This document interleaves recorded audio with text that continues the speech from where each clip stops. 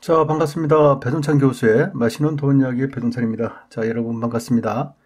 KB 한국의 부자들과 제가 만난 부자들의 세 가지 공통점. 여러분, 부자로 살고 싶으시죠? 그래요. 누구나 다 부자가 되기를 원하시죠. 부자가 되는 가장 간단한 방법은 부자들 따라 흉내내기가 되겠죠. 즉, 따라하기가 됐죠. 즉, 우리는 부자들처럼 흉내내고 부자들처럼 따라한다면 부자가 될 가능성이 더 높아지지 않을까요? 특히 한국의 부자들과 제가 만난 부자들의 세 가지 공통점을 살펴보면 부자로 가는 길이 보인다는 얘기죠. 물론 그 길이 쉽지만은 않겠죠. 누구나 다 부자가 될 수 있다면 이 부자의 의미가 없어질 수 있으니까요. 하지만 이 방송을 보시는 우리 구독자분들께서는 부자가 될 가능성이 다른 사람들에 비해서 월등히 높다라고 말씀을 드리고 싶어요. 왜냐하면요, 여러분들은 부자에 대한 관심과 부자가 되고 싶다는 마음과 이 방송을 보시는 작은 노력을 실제 행하고 계시지 않습니까? 따라서 백문이 불여일견이라는 말이 있죠. 하지만 저는 이렇게 말씀을 드리고 싶어요. 부자가 되는 길은 백문이 불여일행이라.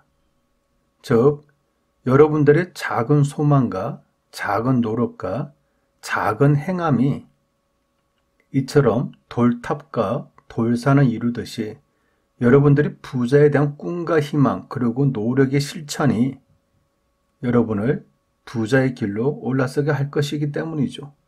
자, 그렇다면 본격적으로 한국의 부자들과 제가 만난 부자들의 공통점에 대해서 한번 알아보도록 하죠. 첫 번째로 본다면 부의 원천이 될 것 같은데요. 여기서 말하는 부의 원천이란 것은 흔히 상속, 증여, 즉 부모님을 잘 만날 경우에 쉽게 부자가 될 수가 있죠. 그 다음으로 본다면 이제 부동산 투자가 있을 거고 또 금융 투자가 있을 거고 사업소득과 근로소득이 있겠죠. 이러한 다섯 가지가 크게 부의 원천이라고 볼 수가 있을 것 같은데요. 흔히들 생각한다면 그냥 상속하는, 즉 부자 집안의 자녀로 태어난 경우, 이럴 경우에 자연스럽게 부자가 되지 않겠나, 그런 확률이 좀 많지 않을까라고 생각을 할 수도 있겠지만요. 2019년 한국 부자 보고서에 의한다면 이 부자들의 자산 형성 원천의 변화인데요. 먼저 이 빨간색 박스를 좀 눈여겨보세요.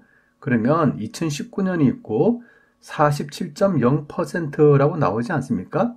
이게 바로 뭐냐라고 한다면 사업소득이에요. 즉, 부자들은 상속 증여, 부동산 투자, 금융 투자, 근로소득에서도 물론 돈을 벌어요. 하지만 이러한 것보다 더 많이 돈을 버는 게 사업소득에서 무려 47.0%나 돈을 번다는 얘기예요. 이러한 사업소득은 2014년도로 놓고 본다면 32.5%에서 2019년도 놓고 본다면 47.0%로 이렇게 많이 증가가 됐지 않습니까? 그만큼 일을 통해서 돈을 벌었다. 사업을 통해서 돈을 벌었다라고 말씀을 드릴 수가 있다는 얘기입니다. 자산 형성 원천의 변화 두 번째 순위는요. 21.5%의 부동산 투자를 통해서 부자가 되었다는 얘기죠.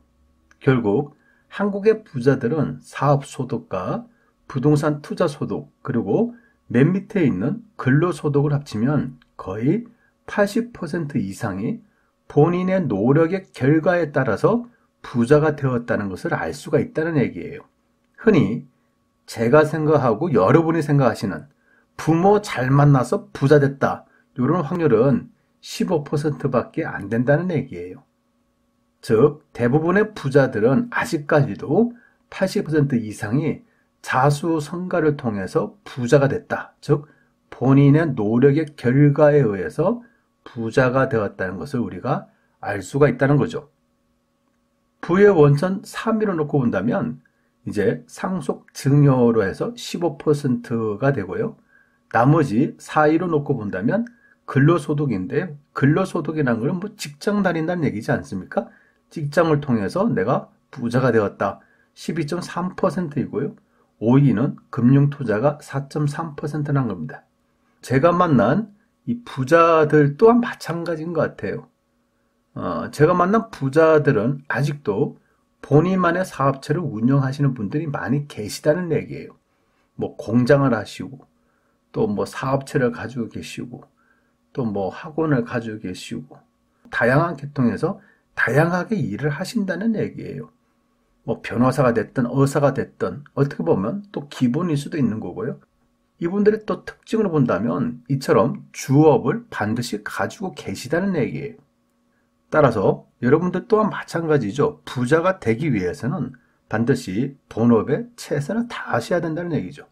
즉 본업이 최고의 재테크 수단이라는 사실을 그대로 제가 알고 있고 또 제가 만난 부자들은 그대로 실천을 하시고 계시다는 얘기입니다. 여러분들이 부자가 되고 싶으시다면, 부자가 된다면 나는 일에 손을 떼겠다, 이렇게 생각하고서는 부자가 되기가 어렵다는 얘기입니다. 나이를 드시거나 나이를 안 드시거나 또 돈이 많거나 돈이 적거나 내가 부자이거나 부자이지 않거나 뭘 해야 된다? 일을 하셔야 된다는 얘기예요. 한국의 부자들과 제가 만난 부자들의 공통점 두 번째로 본다면 자산 포트폴리오라고 이렇게 말씀드릴 수가 있겠죠.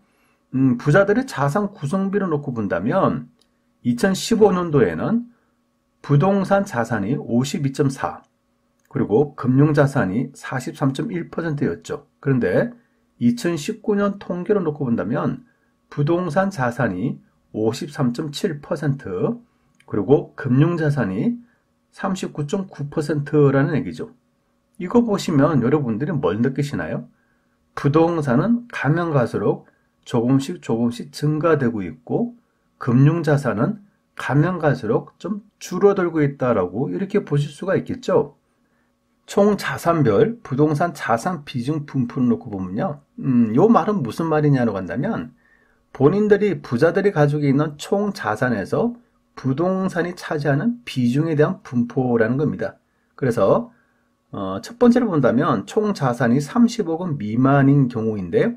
부동산이 총 자산에 차지하는 비율이 3분의 1 이하가 30.6%, 3분의 1 초과 2분의 1 이하가 42.1%, 2분의 1 초과하고 3분의 2 이하가 26.3%, 3분의 2 초과하는 경우가 0%라는 얘기입니다. 총 자산이 50억 원 이상인 경우에는 총 자산의 부동산의 비중이 3분의 1 이하가 15.6%밖에 안 된다는 얘기고요. 3분의 1 초과하고 2분의 1 이하가 18.8%, 2분의 1 초과하고 3분의 2 이하가 28.8%, 3분의 2 초과가 36.9%는 이야기입니다. 요 이야기 핵심은 뭐냐고 한다면 돈이 많으면 많을수록 부동산에 대한 비중이 높다라고 말씀을 드릴 수가 있다는 얘기입니다. 즉 재산이 많으면 많을수록 부동산 투자를 많이 한다, 부동산 자산을 더 많이 가지고 있다라고 말씀을 드릴 수가 있다는 얘기죠. 마지막 세 번째로 본다면 장기적인 유망 투자처로 어디로 생각하냐라는 건데요. 종합적으로 본다면 금융자산이 35.1%, 부동산 자산이 61.6%, 기타 자산이 3.3%는 얘기죠.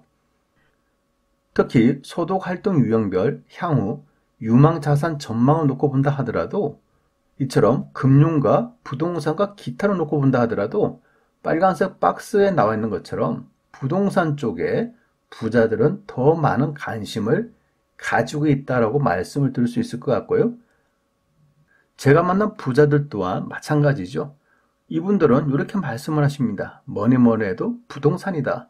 앞으로 오를 유망 투자처는 역시 부동산이다. 부동산은 거주의 목적도 있을 수 있겠지만은 거주보다는 투자의 목적으로 더 많은 관심을 가지고 있다라고 말씀을 하시는 거예요. 또한 KB금융지주 경영연구소의 부자 보고서에는 안 나와 있지만은 제가 만난 부자들은 이 부자이면 부자일수록 미래에 대한 준비를 더 열심히 하시는 것 같아요. 서울에서 뭐 강의를 한다, 뭐를 한다고 한다면 돈이 많으면 많을수록 더 많은 준비를 하고 무슨 더 좋은 정보가 없는지, 길을 좁게 세우지 않습니까? 또 부자면 부자일수록 사람에 대한 배려심이 더 많은 것 같아요. 돈에 대해서는 지독하지만은 사람 관계에 대해서는 배려심이 보통 사람들보다는 많다라고 말씀을 드릴 수도 있을 것 같고요. 이러한 마음으로 인해서 돈이 사람을 만드는 것이 아니라 사람이 돈을 만든다는 사실을 우리는 알 수가 있다는 겁니다. 여러분들께서 부자의 길로 올라서기 위해서는 첫째는 내일을 위한 준비를 하셔야 될 것 같고요. 두 번째는 사람에 대한 배려심을 좀 더 가지셔야 될 것 같고요. 세 번째는 부동산에 대한 관심을 가질 필요성이 있다는 거죠. 따라서 이 세 가지 요소를 충족할 때 여러분들이 부자의 꿈을 이룰 수 있다라고 말씀을 드릴 수 있을 것 같습니다. 여러분, 부자의 꿈을 꼭 이루시기를 바랍니다. 이상까지 배동찬 교수의 맛있는 도움 이야기였습니다. 감사합니다.